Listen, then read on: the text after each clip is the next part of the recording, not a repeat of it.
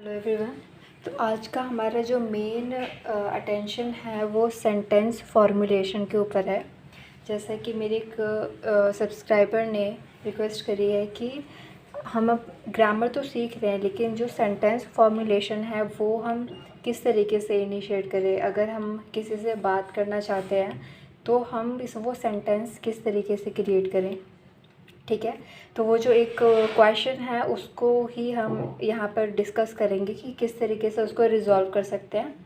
ठीक है, तो बेसिकली जब भी हम सेंटेंस फॉर्मुलेशन की बात करते हैं तो हमारे यहाँ पे दो चीज़ें आती है।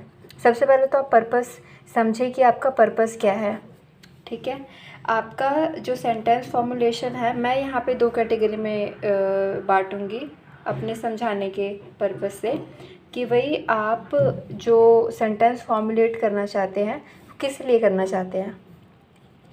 क्या वो कम्युनिकेशन के लिए है कि आप जो नॉर्मली किसी से बात करते हैं उसके लिए सेंटेंस फॉर्मुलेट करना चाहते हैं आप, या फिर एग्ज़ाम पर्पज़ से। इसको मैं डायरेक्टली ऐसे लिख दूँगी क्वेश्चन आंसर। ठीक है, लाइक अगर दैट इज़ क्वेश्चन आंसर की हम बात करें that is very specific way, उसको भी मैं डिस्कस करूँगी अपने इस चैनल पे आने वाले समय पे। सबसे पहले इस कैटेगरी को मैं पहले फाइनल करूँ। ठीक है, अब जैसे हम किसी से कम्युनिकेट करते हैं तो एक तो होता है कि भाई हमारे दिमाग में हिंदी पहले सेंटेंस बनता है, Hindi and then to English. Like Hindi to English आप सेंटेंस बनाते हैं। लाइक जो इनिशियल स्टेज होता है किसी के लिए भी वो यही रहता है। ठीक है, अगर मैं अपनी बात करूँ तो मेरा भी फर्स्ट स्टेज यही था। पहले मैं हिंदी को सोचती थी कि मैं बोलना क्या चाहती हूँ, and then I use to translate it and then I will communicate. So obviously initially आपको टाइम लगेगा और ये टाइम लगना भी चाहिए। अगर आप फ्यूचर में बहुत ही फ्लुएंट, बहुत ही कॉन्फिडेंट तरीके से अगर बात करना चाहते हैं तो स्टार्टिंग में अगर टाइम लगता है तो आप लगने दीजिए। ठीक है, तो फर्स्ट स्टेज होता है कि आप हिंदी टू इंग्लिश में ट्रांसलेट करें। और दूसरा जो स्टेज होता है वो डायरेक्ट इंग्लिश। ठीक है, आप डायरेक्टली इंग्लिश में ही सोच रहे हैं किसी भी सेंटेंस को, आप डायरेक्टली इंग्लिश में ही कम्युनिकेट कर रहे हैं। आपको जो है हिंदी में सोच के देन ट्रांसलेट नहीं करना पड़ रहा। तो जो फाइनल स्टेज होता है वो ये है जो कि आपका होगा, लेकिन इनिशियली जो है यहीं से शुरुआत होगी। ठीक है, अब जो मैं यहाँ पर एक चीज़ बोलना चाहूँगी कि आपको याद होगा कि जो मैं अपने ग्रामर पोर्शन में जो डिस्कशन करती हूँ वहाँ पर मैं हमेशा होमवर्क वाला पोर्शन देती हूँ। ठीक है, जो भी उस होमवर्क पोर्शन को अटेंड करते होंगे, ट्रांसलेट करते होंगे, तो उनको पता होगा कि वहाँ पे मैं हमेशा नॉर्मल कम्युनिकेशन जो किया जाता है उस तरीके के सेंटेंस देती हूँ। सो दोज उस जो भी उस वीडियोज़ को फॉलो कर रहे हैं और ट्रांसलेट कर रहे हैं तो उनको कहीं किसी ना किसी हद तक इतना समझ में आता होगा कि कोई भी नॉर्मल कम्युनिकेशन अगर हम कोई बातों को सोच रहे हैं तो उसको किस तरीके से ट्रांसलेट करें, किस तरीके से एटलीस्ट लिखें, उतने की तो प्रैक्टिस हो ही गई होगी। और दोज जो कि नए हैं इस चैनल पे, तो आप स्टार्टिंग से ही अगर फॉलो करना चाहते हो, आप अपनी ग्रामर को भी पॉलिश करना चाहते हो एंड देन उसके साथ कम्युनिकेट करना देखना चाहते हो तो आप इनिशियली फॉलो कीजिए। और जो डायरेक्टली ही कम्युनिकेट करना चाहते हैं उनके लिए यहाँ से शुरुआत हो सकती है।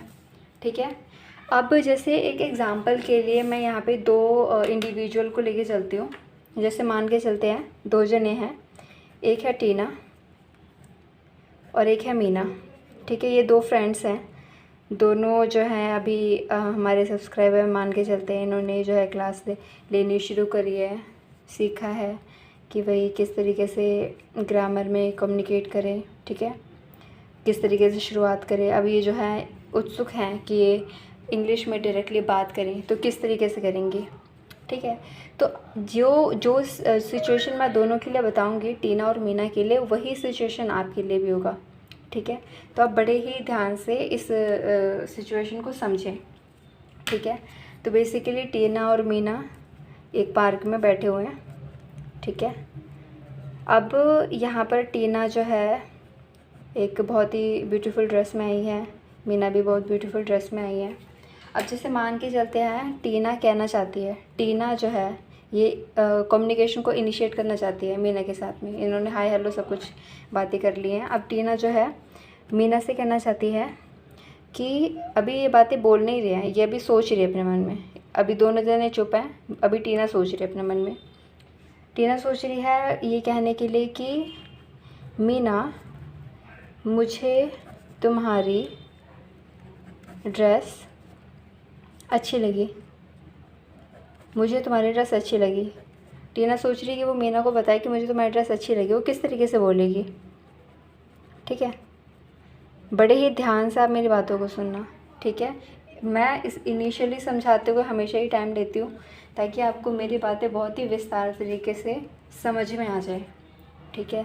तो बेसिकली ये उन लोगों का स्टेज है जो कि ग्रामर को तो समझते हैं, उनको पता है कि किस सेंटेंस में क्या ग्रामर यूज़ होगा, कौन सा हेल्पिंग वर्ब यूज़ होगा, लेकिन कम्युनिकेट करने में इशू होती है, उनके लिए है ये जो वीडियो है, ठीक है। तो मीना कहना चाहती है मुझे तुम्हारी ड्रेस अच्छी लगी। वो किस तरीके से बोलेगी? सबसे पहले सब्जेक्ट कौन है? मीना। मीना को बोलना चाहती है तो वो बोलेगी मीना,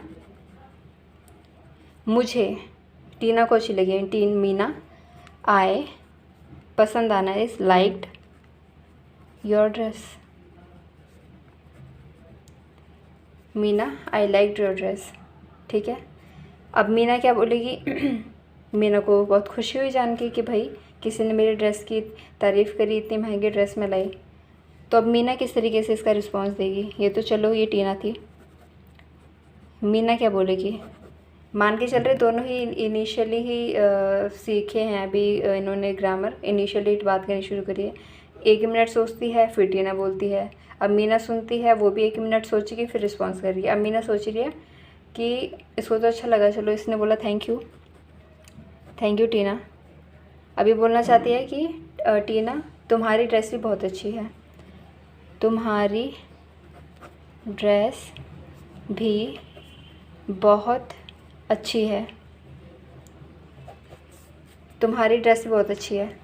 अब जो भी इस सेंटेंस को देख रहे हैं आपको इतना तो पता चल गया होगा कि बहुत ही मेन जो कोर होता है ग्रामर का वो रहता है सब्जेक्ट, वर्ब, ऑब्जेक्ट। बीच में हेल्पिंग वर्ब, बीच में उसके सपोर्टिंग सारे लगते रहते हैं, लेकिन जो मेन कोर रहता है वो होता है subject, verb and then object, ठीक है। अब इस सेंटेंस में क्या बोलेंगे?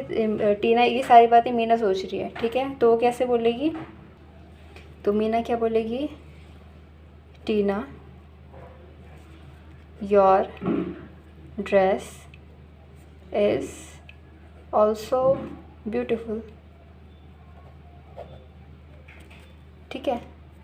चीज़ें समझ में आ रही है किस तरीके से हम कम्युनिकेट कर रहे हैं?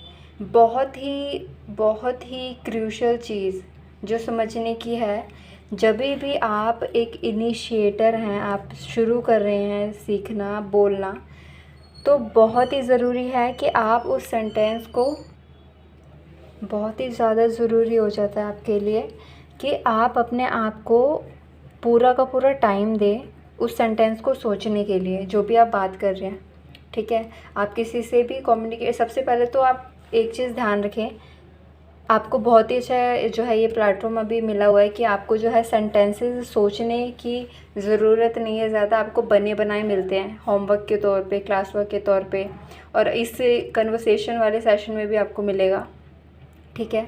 तो आप ना अपने राइटिंग पोर्शन पे स्टार्टिंग में बहुत ज़्यादा ध्यान दें, ठीक है। और साथ के साथ में आप ये भी शुरू करें कि आप किसी से भी, जो भी आसपास के लोग हैं, आपके फ्रेंड्स हैं, या फिर ये चैनल ही क्यों ना हो, यहाँ पे आप जो कमेंट सेक्शन है वहाँ पे भी बोल सकते हैं, ठीक है।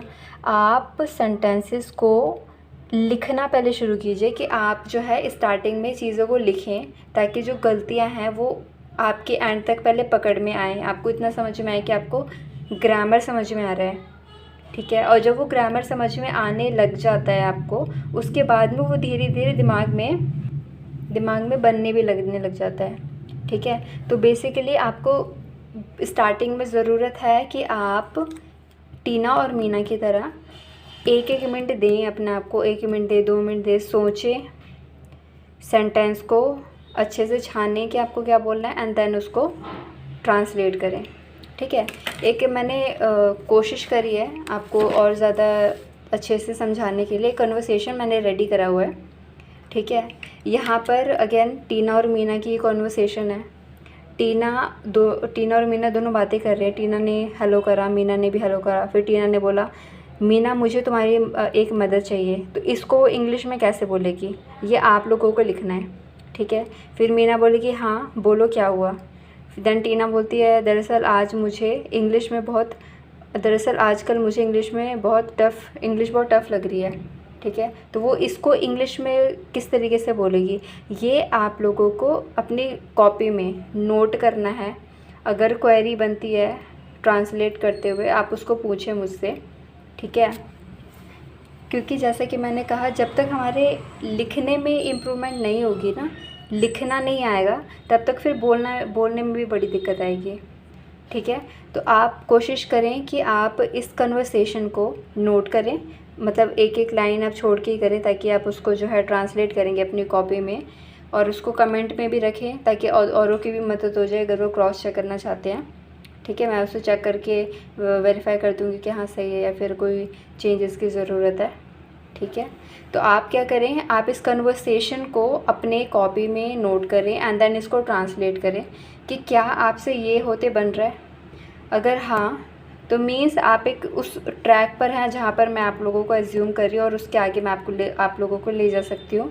और इन केस नहीं तो फिर आप यहाँ से ना शुरू करते हुए वापस बैक से शुरू करें, जहाँ पे आप पहले ग्रामर को अपने ग्रामर पे काम करेंगे एंड देन आप इस कन्वर्सेशन पर आएंगे। ठीक है, ये तो अब मैंने अपनी तरफ से कोशिश करी है कि मैं आपको जो है शुरुआत करवा सकूं कि अगर आप कन्वर्सेशन शुरू करना चाहते हैं तो किस तरीके से करेंगे। अगर ये वीडियो आपके लिए हेल्पफुल रही है so do let me know, ताकि मैं इसको और आगे की तरफ लेके जाऊं, क्योंकि ये अभी स्टार्टिंग है कन्वर्सेशन का कि किस तरीके से शुरू करते हैं। धीरे धीरे करके मैं इसको और आगे की तरफ लेके जाऊंगी। और जब ये कन्वर्सेशन वाला लेवल कंप्लीट होगा आप लोगों का, तो इन बिटवीन मैं आपको जो है क्वेश्चन आंसर जैसे एग्ज़ाम के पर्पज़ से भी किस तरीके से करते हैं हम, लाइक राइटिंग पार्ट, वो भी मैं आपको समझाऊंगी। ठीक है, जो कि अलग होता है हमारे नॉर्मल कन्वर्सेशन से। ठीक है, वो बताऊंगी। एंड देन हमारा जो डिस्कशन का पोर्शन मैंने बोला कि अगर आप किसी ग्रुप डिस्कशन में हैं, आप किसी मीटिंग में हैं, ठीक है, तो वहाँ पे किस तरीके से कम्युनिकेट करते हैं वो भी मैं आपको फिर धीरे धीरे आगे करके बताती जाऊँगी। ठीक है, तो अगर ये वीडियो हेल्पफुल रही है do let me know. In case आपने अभी नोट डाउन नहीं करा है तो मैं यहाँ पे कर देती हूँ, आप इसको वीडियो को पॉज करें और आप इसको नोट डाउन करें। ठीक है, thank you so much, bye bye.